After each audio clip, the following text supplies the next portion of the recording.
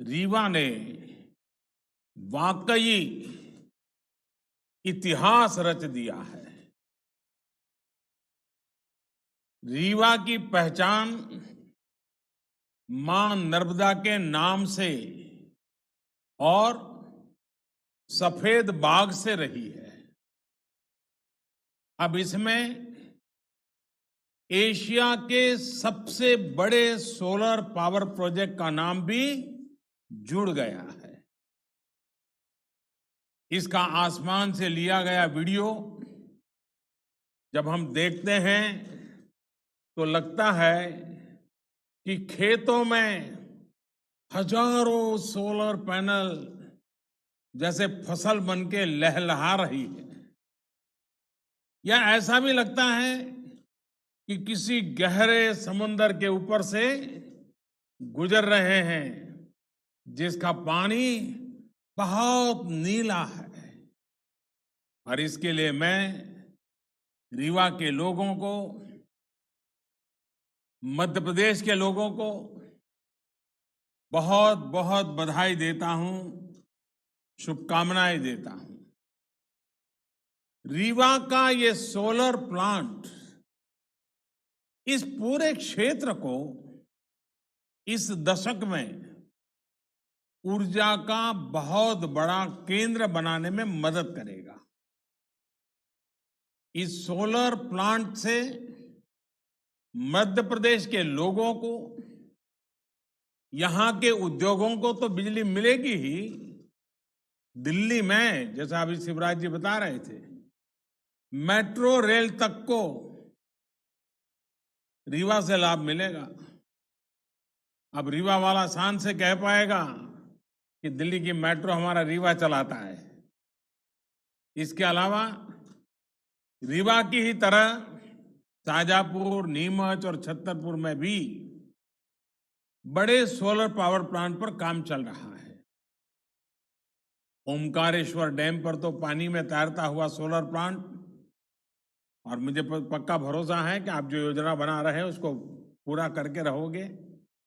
ये तमाम प्रोजेक्ट जब तैयार हो जाएंगे तो मध्य प्रदेश निश्चित रूप से सस्ती और साफ सुथरी बिजली का हब बन जाएगा। इसका सबसे अधिक लाभ मध्य प्रदेश के गरीब, मध्यम वर्ग के परिवारों को होगा, किसानों को होगा, हमारे आदिवासी भाइयों बहनों को होगा। साथियों, हमारी परंपरा में, हमारी संस्कृति में, हमारे रोजमर्रा के जीवन में सूर्य उपासना का एक विशेष स्थान है। हमारे यहां कहा गया है, पुनातु मां तत्सवितुर्वरेण्यम, यानी जो उपासना के योग्य सूर्य देव हैं वो हमें पवित्र करे। पवित्रता की यही अनुभूति आज यहां रीवा में है, हर जगह पर हो रही है। सूर्य देव की इसी ऊर्जा को आज पूरा देश अनुभव कर रहा है। ये उन्हीं का आशीर्वाद है कि हम सोलर पावर के मामले में दुनिया के टॉप 5 देशों में पहुंच गए हैं। साथियों, सौर ऊर्जा आज की नहीं बल्कि 21वीं सदी की ऊर्जा जरूरतों का एक बड़ा माध्यम होने वाला है, क्योंकि सौर ऊर्जा श्योर है, प्योर है और सिक्योर है।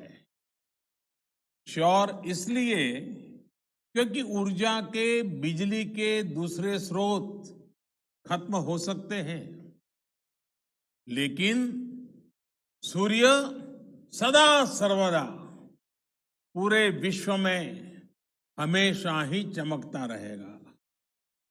प्योर इसलिए क्योंकि ये पर्यावरण को प्रदूषित करने के बजाय उसको सुरक्षित रखने के में मदद करता है।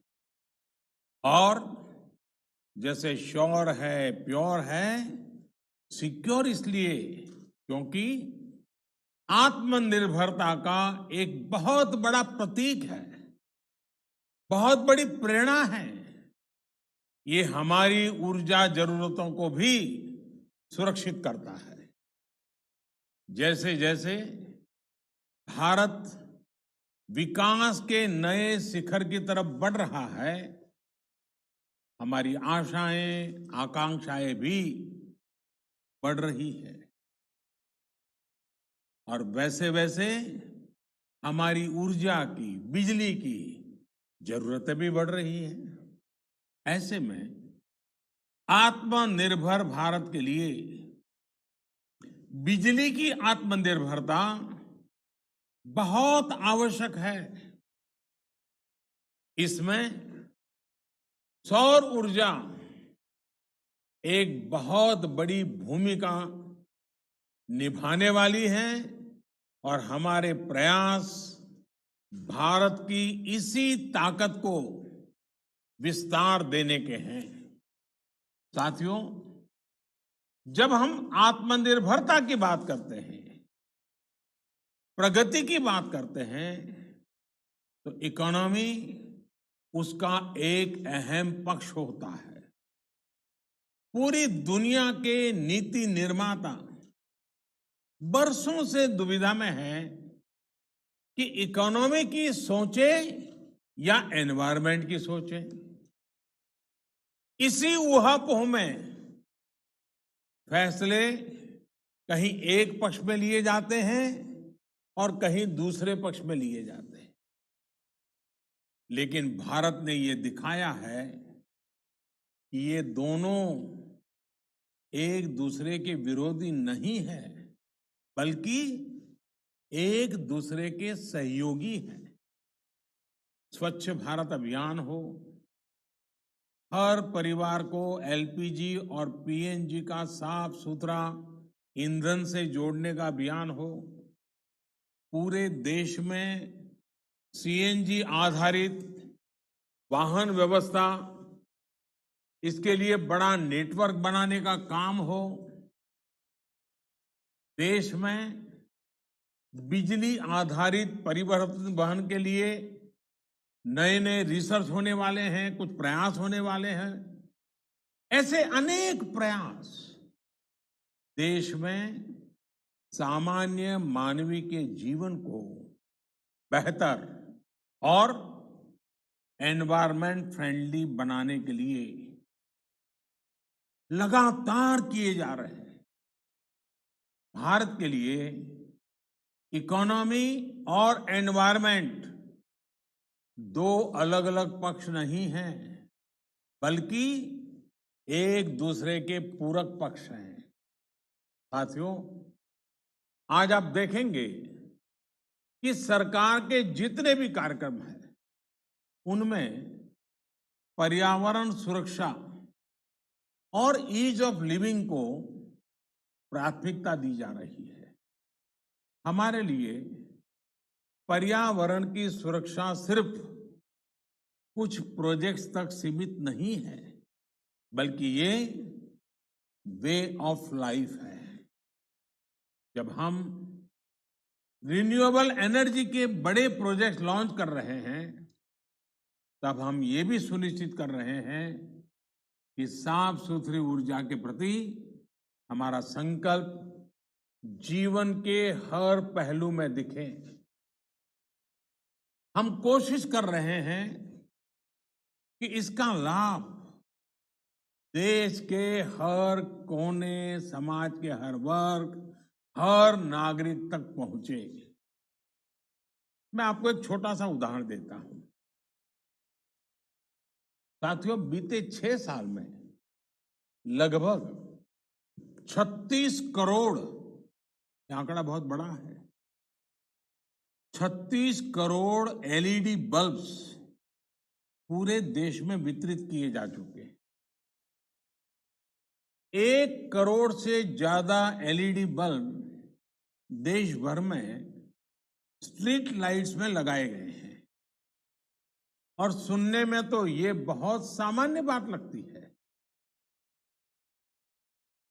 ऐसा इसलिए लगता है क्योंकि सामान्य तौर पर जब कोई सुविधा हमको मिलती है, हम उसके आदी हो जाते हैं, तो उसके इम्पैक्ट की या उसके होने या न होने की हमें कुछ महसूस